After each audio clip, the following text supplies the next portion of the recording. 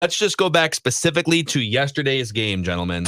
Now on Mechie and Judd, This chart makes it as clear as I can to you. the pie chart of blame. You want to blame somebody? The Rock knows how you feel about pie. It's our weekly pie chart. We've only had one pie chart of praise last week, and now we go back to the pie chart of blame. Judd, you do the honors. How are you carving up your Vikings pie chart of blame? I believe I surprised the masses last week by having a very small pie chart, which for me is rare. For you, Phil, is the ordinary thing, but I ordinarily have a bigger pie chart of blame and or praise, and I think I kept it pretty condensed last week in our first pie chart of praise. Pie chart of blame, I'm going back 6 parts. Wow. Ooh, 6 parts. Wow. I'm going six. I'm going 6 The Rock parts. knows how you feel about pie. I'm going to start from the bottom and attempt to work my way up here in a pie chart that I assembled at approximately 2:45 in the morning. So if there's some discrepancies, please forgive me. Yeah, we're all kind of dragging here today. Yeah. 5% of my pie chart of blame, Alexander Madison. I give him a very small piece, but I love that this. 4th and inches, go back and watch it again and again and again. And there's an instinctual opening there in which you could basically just fall down going forward, and it's a first down. It's actually pretty amazing, even the hole that he did choose, how he still didn't get the first down. But here we are. Yeah, he sort of ran into, it's sort of like he saw traffic and said, I'm going to get in traffic.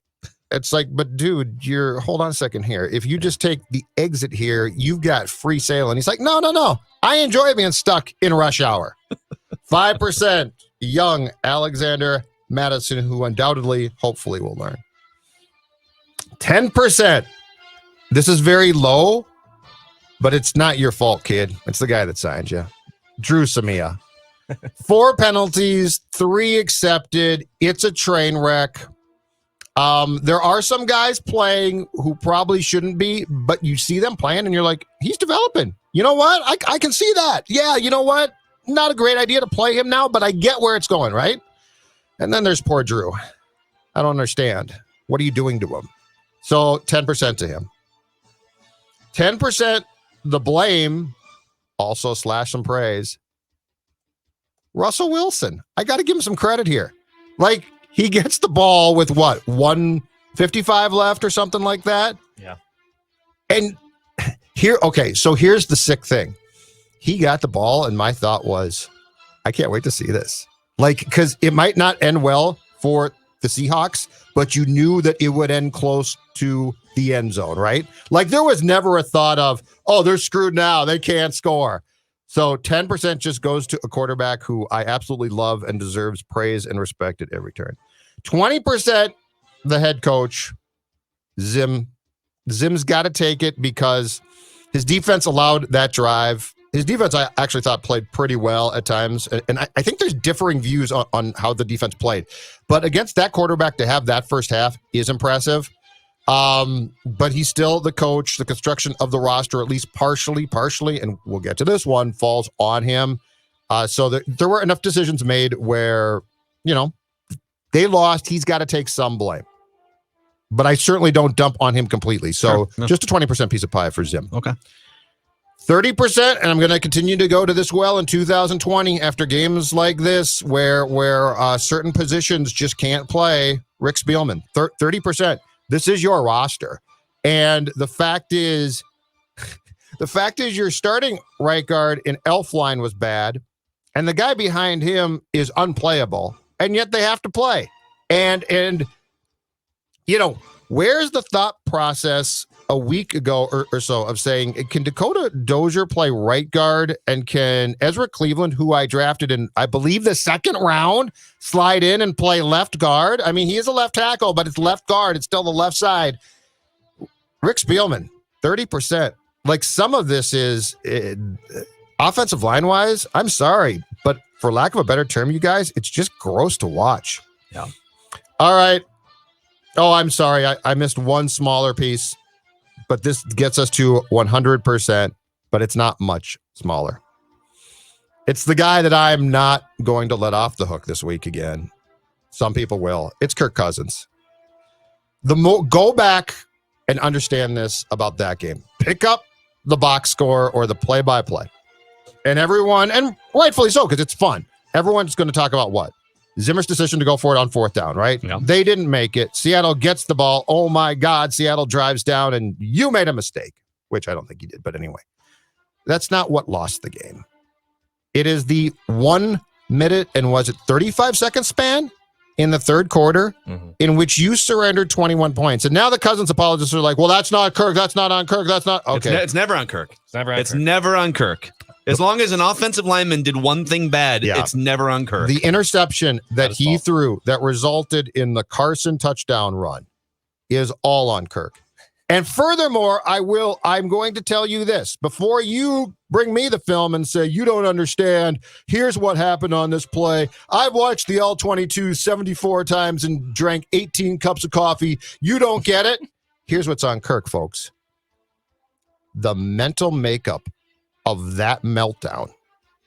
It is incumbent on your quarterback, who is eating up a huge portion of your salary cap after you give up 14 points. So you're down 14-13, to calm the situation and put together the drive that he put together on the next drive. And final thing, why was he able to do it on the next drive? Because in Kirk's weird little mind, you're so right. The pressure had been relieved by going down 21-13. At 14-13, it's a fire drill, and all hell is breaking loose. And I need a veteran leader, calm guy, a guy who, as Phil played at the start of this show, is telling me what's what in my locker room, who has the audacity to tell me how my locker room operates. He is literally, and listen to me closely because there's no other way to put this, peeing his pants. He is peeing his pants, and he has no ability to stop anything. So you want to tell me that's my captain? That's my leader? He's going to tell me what my locker room is about? No. So take your all-22 and shove it. I don't want to see it. What I want you to understand is the mentality of doing what he did. One pass, picked off, touchdown. That is Kirk Cousins in a nutshell. So take your film and put it where the sun don't shine. I'm tired of it. I want to dig deeper on this with you for a second, because I think you're the first one, like we've all sort of sensed since sometime mid-season in Kirk's first year, is like, all right, like, yeah, he's got the ability to put up big numbers, and he's got a big arm, and he's pretty accurate for the most part. And when you give him time to throw and you're playing a bad opponent at noon on a Sunday, like, he looks amazing sometimes, right? But it's been hard to pinpoint other than just like he chokes in prime time, which isn't always the case. Like sometimes he goes toe-to-toe with the Rams in prime time on a Thursday night, right? Sometimes he daggers the Saints in a playoff game. So it's not as simple as just saying like he's worthless in prime time. It's a little more complicated. And I think that's the best I've heard anyone articulate the problem with Kirk Cousins and sort of the predictability of when he's on and when he's off. And it's that subtle moment where the pressure goes from this is a tight game to, oh, now no one really now like the game is sort of out of hand because now you're down by, they've scored 21 unanswered and now like the train's off the tracks. And in those situations, when it seems like the train is off the tracks, he's calm again. Yes. And I think you're 100% right. That's him. It's like the difference between 14-13 or 13-7 when you're up still. And when you're down 21-13, it's like, oh, now I can just drop back and throw it because the game's out of hand, right? Kirk Cousins is absolutely fine after he takes the fall. He can dust himself off like nobody I've seen. I don't know if I go that far. Wait. The only no, I'm serious. The problem is, given the opportunity to stop the fall, he has no idea how to do it. That's the problem. Yeah, it's spot on. Like it's like, Kirk, don't fall. But I don't know what to do. Oh, now I've fallen? Oh, hey, Adam, let's go play ball. Yeah. Yeah, it's not. The Rock knows how you feel about pie. It's a mentality. Like it's a psychological hang up that he has. Yeah. All right, so give us a summary of your pie chart. Hold on a second here. I'm sorry about that. All right. I went 5% to Alexander Madison. I went 10% to Russell Wilson and Drew Samia. 20% to Zim, 25% to Cousins, and 30% to the architect of an offensive line that is Rick Spielman. All right. I've got 5 pieces of pie, which is a lot for me. Whoa! 5 pieces of pie here, okay? I've got, so we'll just start here. 10% Drew Samia. He is, without hyperbole, well, I think it's fair. Just stick with me here. You got it. He's right. He is, without hyperbole, the worst regular/starting offensive lineman in the NFL. The Pro Football Focus grade had him as the worst going into this game. Like, he was the worst graded offensive lineman going into a game in which he had 4 penalties and got trucked a number of times off the line of scrimmage. The Vikings have had some pretty bad offensive linemen in the last 10 years or so. I guess 2012 was the last time that I felt really good about the Vikings offensive line, especially as run blockers and road graders. So over that 8-year period, we've seen some TJ Clemmings, we've seen Pat Elflein, like we've seen some bad offensive linemen. He's the worst we've seen in 8 to 10 years. He is 6'5", 310 pounds, and gets pushed around like he's Skinny Arms Rob Lowe from those whatever commercials. We're trying to open the jar of mayonnaise. Like, dude, you're 6'5", 310. How are you getting shoved back 7 yards off the line of scrimmage every time there's a pass? So 10% to Drew Samia. To Declan's question, that's it. I'm also giving 10% to the right side of the offensive line and Alexander Madison. So Samia, Brian O'Neill, and Alexander Madison on the 4th and inches, which was the absolute right call by the Vikings to end the game right there. You were moving the ball down the field. You would run for 200 yards at that point and 5 or 6 yards per carry. You just need to lean forward one more time. And you know what? Drew Samia had a couple nice run blocks that they highlighted on Chris Collinsworth was trying to praise him because he felt bad at the end of the game. But you guys, how do you, on Madison's part, if you watch that, and we watched it a bunch of times on Ventline last night, you can go back and watch Ventline on the Purple Daily podcast YouTube channel. Alex Madison just has to either fall further ahead in the gap that he's going into, or just literally go to the right where there's a wide open space for you to maybe even score a touchdown, but for sure to gain a couple yards. And then again, like Brian O'Neill and Drew Samia, like if it's on you guys, I think some of it's on Madison, but if it's on you guys, you just need one extra push and the game is over, and they couldn't get it done. The trio of those guys couldn't get it done, so 10% to them. I feel a little bad about this because I think overall the game plan was pretty excellent, especially the first half. I am going to give 10% to Mike Zimmer in big games. They did lose the game. Yeah. They do have a pattern of beating the teams they're mostly supposed to beat, but then whether it's some of these big road playoff games against the Eagles and the Niners where they just got ran out of the stadium, or the Seattle games going back to the Blair Walsh miss, Packers and Bears games on the road, like there's just a late game. I don't know if it's a meltdown factor or it's like it's kind of woven into the Vikings DNA under Mike Zimmer that they don't win games like this. Because he sort of panics. But overall, he was really, really good game planning and scheming last night. Oh, he was great. No, but I'm saying that I think you can identify in big Vikings games for the most part. I think you can go back and identify actual moments in which it's clear that there is a reason why he is melting down. And I think when you do that, your team sort of follows suit. Yeah, and there doesn't seem to be a great chemistry between him and Kirk Cousins in these moments where it's like, all right, the game is sort of shifting and you need the two most important figures in that stadium for you, your head coach and your quarterback, to just sort of get together and figure it out. And they don't seem like they get together and figure it out. Like when you watch the Packers, Matt LaFleur and Aaron Rodgers get together and figure it out. Tom Brady and Bill Belichick get together, figure it out. Now I'm listing Hall of Famers now, but like those guys just, it almost seems like Mike Zimmer doesn't want to deal with it. Kirk, if you're going through problems, talk to Gary. Talk to somebody else. Yes. Talk to Stefanski last year, right? Because it's all about one thing. I'm running my defense, Kirk. And he did it very well for the most part. Mm-hmm. I'm giving 20% to Russell Wilson just being a cheat code. I think there's a certain Russell Wilson factor that you're just not going to overcome.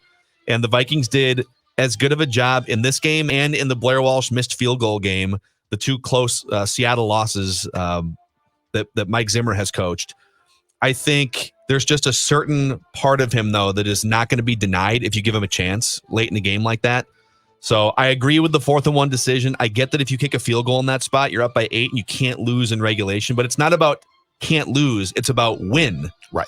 And going forward on 4th and inches is the win. Yes. So I was good with it. And Russell Wilson's just ridiculous. He's one of the best quarterbacks of our generation. And that leaves one last piece of pie. And a lot of people might disagree with 50% of the pie going to this. But 50% of my pie chart of blame is Kirk Cousins just flat not being good enough. He's stripped twice because he can't feel pressure. He throws a terrible game-changing interception. And I get that he brought the Vikings back down, and Judd, brilliant point about like the pressure's off and now I can sort of freewheel. But I just think we need to raise the bar for what we expect from our quarterbacks in this state. Like I don't know why we're so protective. If you want the Vikings to win a Super Bowl, how do you watch that game last night and defend Kirk Cousins as the starting quarterback of the Minnesota Vikings? How do you watch football on Sunday on Red Zone Channel and watch what some of these guys are doing on a regular basis? How do you watch what Josh Allen's doing and sit there and defend Kirk Cousins? Like, he's not garbage.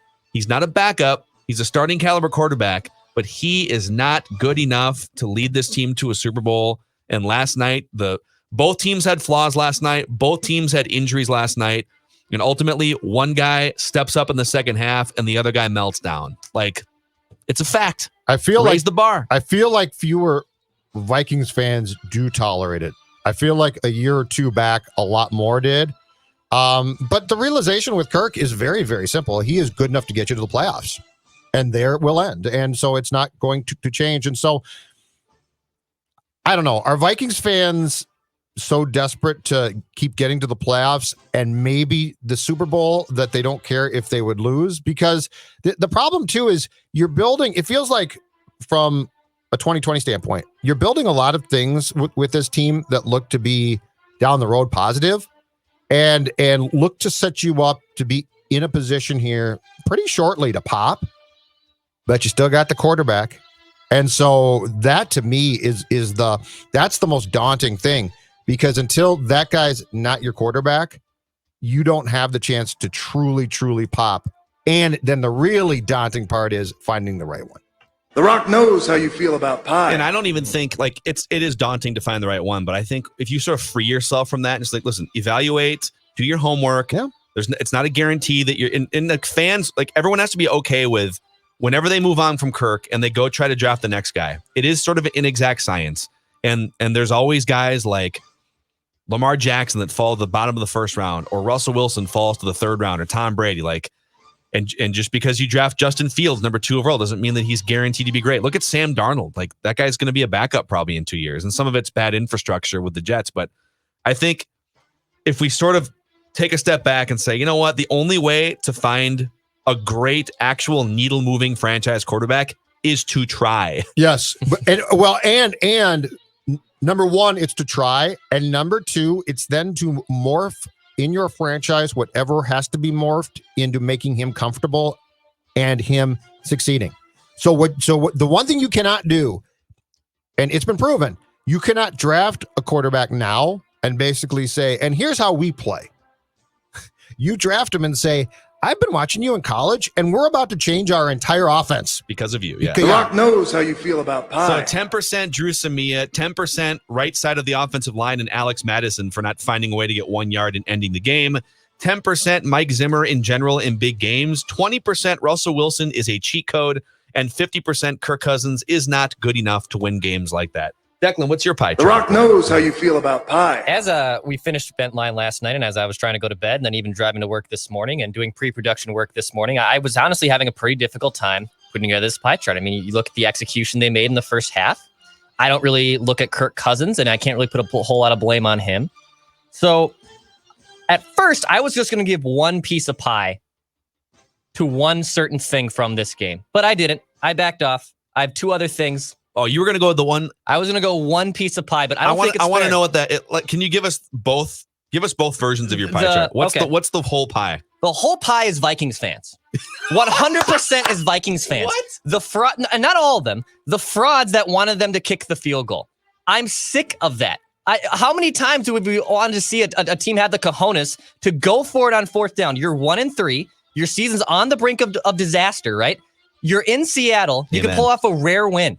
Go for the 4th and down and go for the kill shot. Amen. Why in any circumstance would you want to put the ball back in the best quarterback's hands? Why would you want to do that? You're playing to lose. Then you're going to go into overtime and you're for sure going to win it there? No.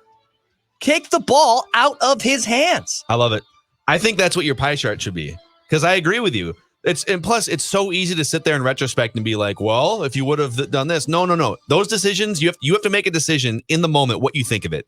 And in the moment, the right decision was to try to end the game. If it was 4th and 4 and they're like, or if it was, I would even say this, if they were up by 6 and a field goal gets it to 9. Yeah, that's kick a field goal. Different, yes. But if it gets it to 8, I know that, well, they still have to do the 2-point conversion and whatnot.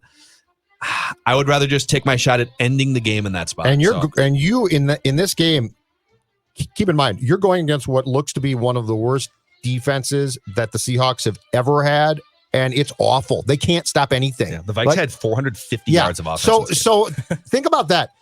Think about if you're Zim, and at that point in time, after going for it twice in the first half on 4th and 1, think about if your message then is, I don't think we can make this. Like, the fact that they didn't make it is a miracle. Yeah. Here's the other thing, okay? When it comes down to it, there's so many things, we're parsing all these things apart, okay? When it comes down to it, when you're trying to figure out how good of a job did your coach do and how good of a job did your starting quarterback do, when your team racks up 450 yards of offense and your team holds a high-powered offense and Hall of Fame quarterback scoreless in the first half, and even when that team comes back to life in the second half, they still only wind up, like Russell Wilson still only averaged like 6.5 yards per attempt. He threw a bad interception. Like, if you would, don't tell me what the score is. Just lay out the game flow as I just explained it. And then at the end, I tell you, and they still lost. Aren't you wondering how does a coach and a starting quarterback not win a game in which they're up 2 touchdowns on a scoreless Seattle team? You know what's funny? Those are the leaders of this team. If you gave me that, if you had come in here on Friday with the script, that script exactly, I think I would have gotten it. I think I would have said, I can't tell you exactly what, but there was a period where Kirk melted down. I think I would have gotten it. Because if you take away the stupid pick, the Vikings win that game. Hey, you held them to 20 points, man. You gave us a chance at the end. But I got 3 words for you. You like that? Think about it. If you had gone, that was actual audio from right before the 2-minute warning at the 4th quarter last night. If you had given me that script, I would have said Kirk melted down. It didn't last long. But the one thing is, think about if you substituted just a passing shower. Yeah, exactly. In Seattle. But if you think about this part, and that is, imagine instead of throwing the pick, that drive is the drive that came after that, which was the short touchdown pass by Cousins, right? You win that game. Yep. No problem. Yep. Tough win. Did you want to add on? I think that's a beautiful pie chart. I think that's it. I mean, I can give you the second one, the real one before the 100% one, before I was doubting myself. So, Rich, so the other one would have been 5% to Jeff Gladney simply on the 4th and 10 play that he messed up with DK Metcalf. And I know I warned on our 3 C's episode on Friday that I was scared whoever's lining up against DK Metcalf because the guy's a freak in nature. He had a big game. It's 4th and 10. You have stopped them 3 times in a row, and you just allow a 40-yard bomb down the field. And, is that all on Gladney? No, because DK Metcalf's a freak, and Russell Wilson's really good at what he does. Yeah. But I do have to put a little bit of blame on that because you stop him there, the game's over. Think about, the 4th and 10, just that absolute perfect catch and throw. And then on the last play of the game, there wasn't that much daylight. Anthony Harris had great coverage on that play, and it took a perfect throw to an outstretched, full-speed running DK Metcalf. Yeah. And I don't know, I agree with you. The Gladney thing, he got torched a little bit, and I'm sure it was no coincidence that Russell Wilson looked over at a beast wide receiver on a rookie, and it was like, all right, we'll do this 40 yards down the field. That was such a great play, by the way. Yep. And then I did have Drew Samee at 60%. The Rock knows how you feel awful, about pie. dude. Oh, my God. It's not his fault, man. It's the Vikings' fault. They keep playing him. Oh, my God. And then the 35% was the second for the Vikings fan on my second pie chart. So it was going to go 35% Vikings fans, 60% Drew Samee, 5% Jeff Gladney, but I'm admitting that, and it's 100% on the fraudulent Vikings fans who wanted to kick a field goal. Amazing. That lost. The Rock knows how you feel about pie. Those are the pie charts of blame for a 1-point Vikings loss to the Seattle Seahawks. Let's roll into some positivity here. Okay, let's roll into our silver linings. Let's take one lap around the room. When they lose, we do a pie chart of blame and silver linings. When they win, we do a pie chart of praise and nitpick. So let's just do a quick lap around the room. Judd Zulgad, your Vikings silver lining from yesterday. Oh, this is so simple. Eric Wilson at linebacker last night. He's been around for a while, so he's not new to the team by any means. And I believe he actually took over when Ben Gideon started to suffer concussions last year. Eric Wilson stepped in as the third linebacker there, but he is now the second. It's Kendricks, Wilson, Barr obviously is hurt and out for the rest of the year. And Eric Wilson last night was absolutely fantastic. Eric Wilson was, you know what he was? I know it's going to shock you guys. He was everything that we had been asking Anthony Barr to be for like the last year plus. For about 1/20th of the salary. Yeah, too. he did all of those. He did all of those things. He made what they like to call splash plays. He even got torched on a play just like Anthony Barr. And that's okay because then he came back and made some great plays. But anyway, his emergence in last night's game, which did not look like a fluke, that pick was a really, really nice play and a smart play. That to me, easily the highlight, because that's the type of performance that can be built upon. I believe Anthony Barr might not be back next season now. I think there's every reason to move on and to give Eric Wilson that job. You basically played two guys at that position the majority of the time. Yeah. So my bright spot is not hard to pick. It's Eric Wilson. Man, don't you guys sort of wish you could take the Vikings scouting department and Rick Spielman and just channel how great they are at finding safeties and linebackers, undrafted guys, and like even the higher draft picks become Hall of Famers like Harrison Smith. They're great at linebackers and safeties. And Mike Zimmer is great at molding linebackers and safeties. And when it comes to a right guard or a starting center, like Bradbury's been better this year, but it's just a grind to find average guys along the offensive line. I'd rather just like sort of sacrifice. I'll take my chances at the linebacker position. So you'll just and I'd rather you just be great at evaluating and developing offensive linemen. But yeah, I'm with you, Eric Wilson. That's a hell of a game by that kid. Yep, he was in every category. Declan, what's your silver lining? Irv Smith's finally alive. That's good. I mean, for God's sakes, he's been a ghost for the first 4 weeks, and he had 5 targets yesterday for 4 catches, 64 yards. It's not a world-beating performance, but it's a start. You could tell they made a conscious effort to get him the football early on and throughout that game. And I think he's someone that has to be dynamic and a big part of this offense going forward, especially if we're looking forward, to 2021 and figuring if the Vikings are in a championship window. You need someone like Irv Smith, who's 22 years old, most likely replacing Kyle Rudolph probably as soon as next year, to have big moments. And also you need an offense that game plans towards him. So I was excited that at least Irv Smith got some targets yesterday. How'd you guys feel when the Vikings got the ball back down by 1? They had 1 timeout, I think, in 15 seconds to get like 35 yards into field goal range. And so you basically have 2 plays, right? Maybe 3. And the first play, and you have to gain chunks of yards. And the first play was just a little dump off pass for 8 yards to Kyle Rudolph. I was like, come on. Classic, dude. It was classic. And I love Kyle. But I mean, I don't know if he needs to be on the field in that spot. That's not the point, though. Drive the ball down the damn field. I'm with you.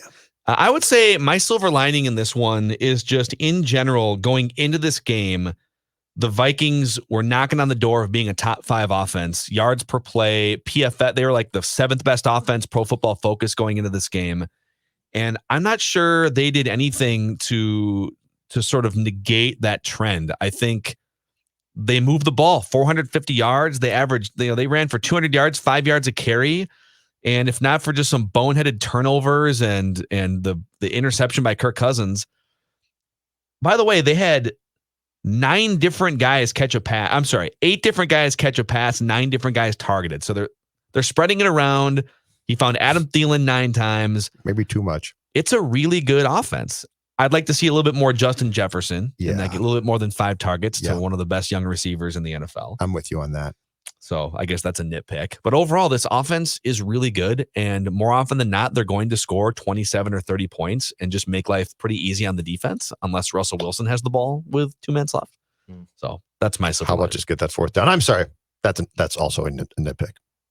It's true, though. Just fall forward. It's an inch. What's up with like the Vikings, when the Vikings have big running games and then the Gopher football team has big running games in the Glenn Mason era? There's this like inability to get the 1 yard you need after running it down someone's throat for 3 hours. It's called Minnesota sports. God.